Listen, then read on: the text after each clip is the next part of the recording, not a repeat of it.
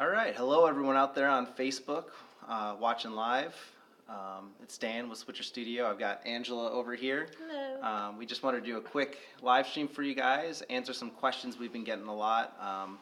Hopefully help you all out. If you all have any other questions, please answer them or put them in the comments and we'll try and answer them through there. And to help us do that, we have over here our newest member, Whitney. Whitney, say hi. Hi.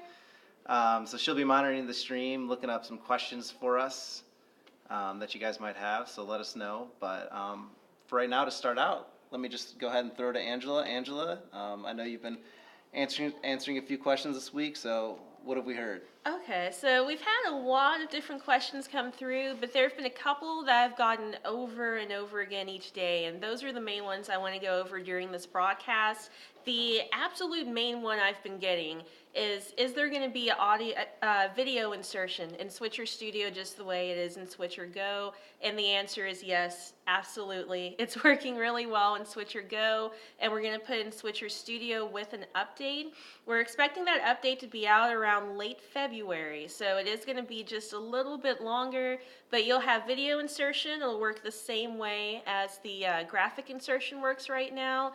You're also going to have the nifty little camera control sliders. Those will be in there. You're going to have more audio settings such as muting audio. I know a lot of people have really wanted that.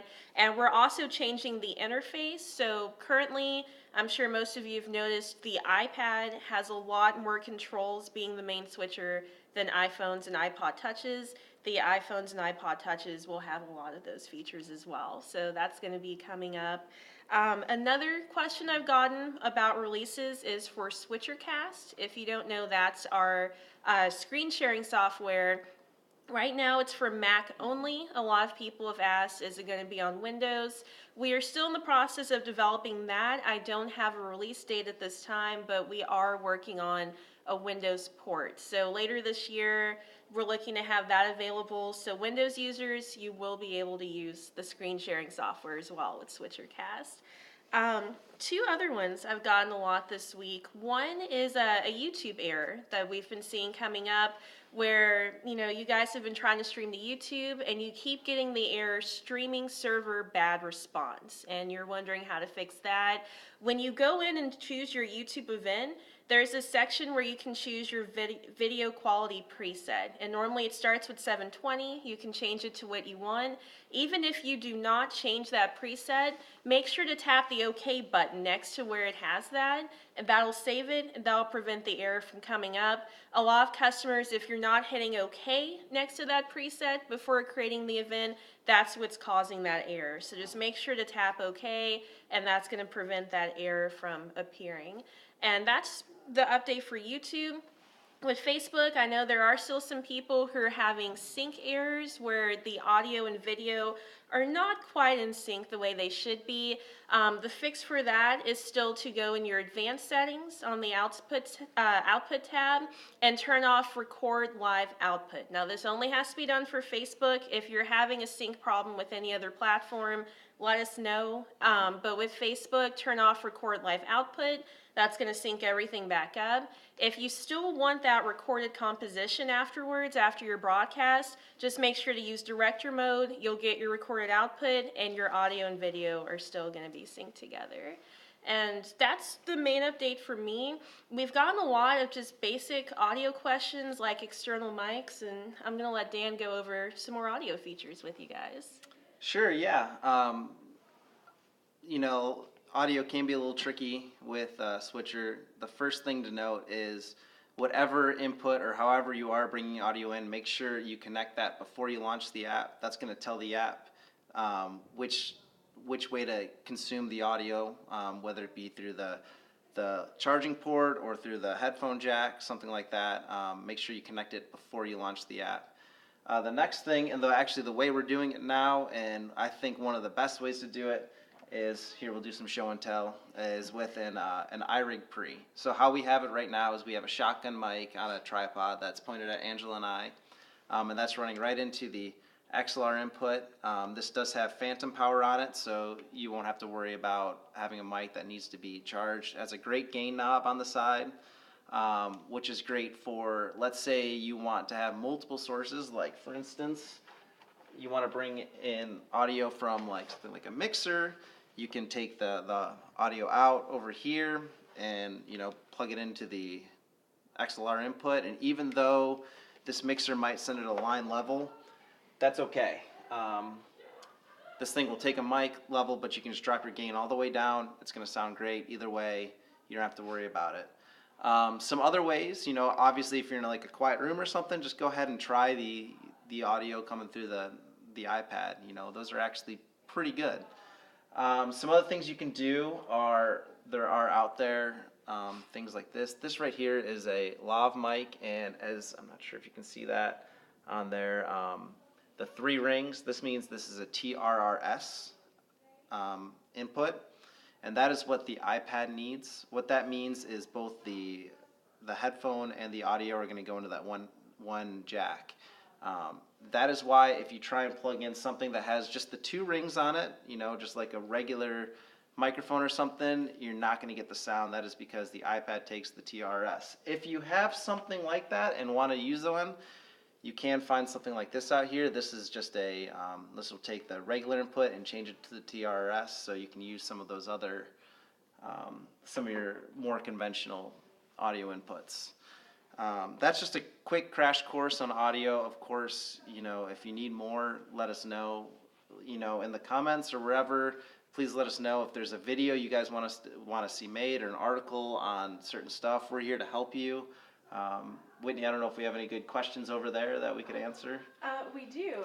We've got a question. How can I get a Switcher Studio t-shirt? Yeah, so I can actually answer that one. We will have an opportunity coming out sometime later this month, early February, where you'll have the opportunity to get a Switcher t-shirt. So that'll be exciting. And let's see. Coming soon. Stay tuned for that one. Yeah. Have we found any recommendations for other remote controlled cameras like the Galileo controller? We're really looking into that. We have found one. I'm not sure on the name. I can look it up. And this is something we haven't tested, but theoretically it'll work with it, and we can put a link into the comments after this broadcast. But there is it's a mount that will go onto your tripod, and then your iPad can go on top, and it has like a little remote control, so you'll be able to, you know, do your panning and tilting right from there. But unfortunately, you know, we loved the Galileo when it was around.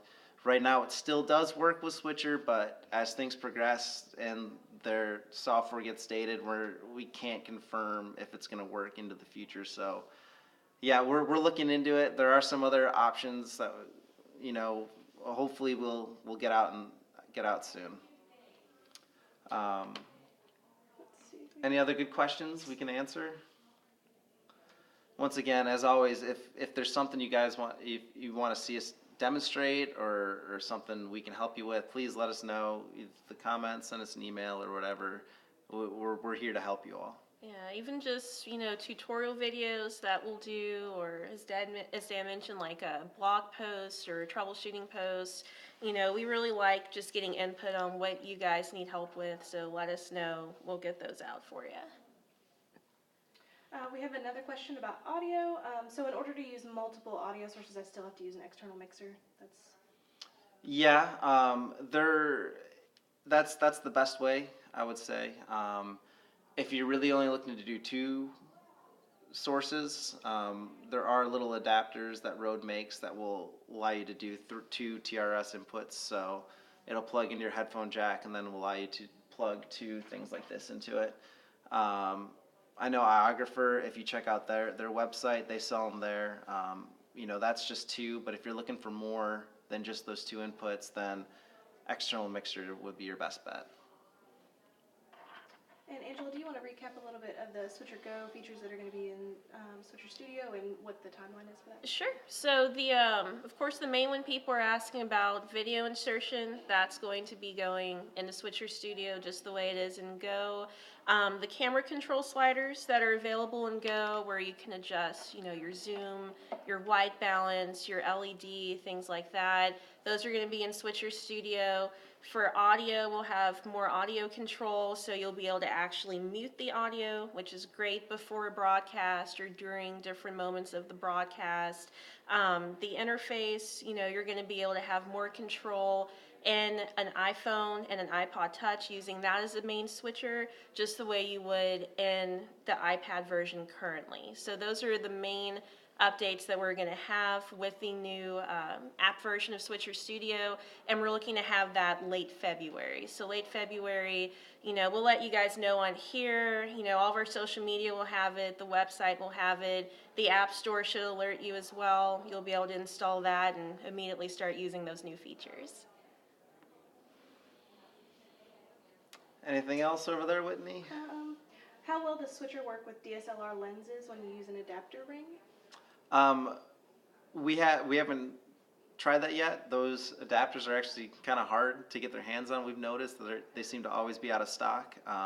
You can use them. You can flip the image in Switcher if you go to the settings from the general tab. So you can use them.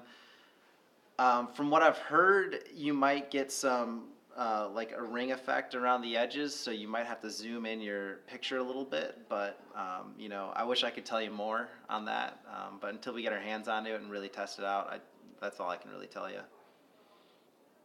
Okay, we have another question. Any plans to add lower third presets like in Live Air Solo? Possibly. It is things we've talked about. There's a lot of things on our roadmap that we're trying to get accomplished, so stay tuned. That is a great feature and something we would like to do in the future and are hoping to do.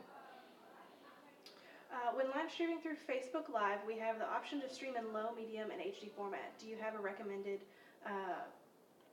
stream for each format? Recommended. It kind of comes down to just what's in the area, pretty much. Like if you've got a really great upload speed, you've got especially your own personal network, it's not like a public network people are on, that's when you're going to get a lot of those high quality HD streams. If you're at a bigger event, there's a lot of people on the Wi-Fi, or you just have a slower network, that's when you might have to drop it down to medium or low. So it's kind of a case by case basis. A lot of times people will set it up as a private stream and just kind of test each one to see what's going on.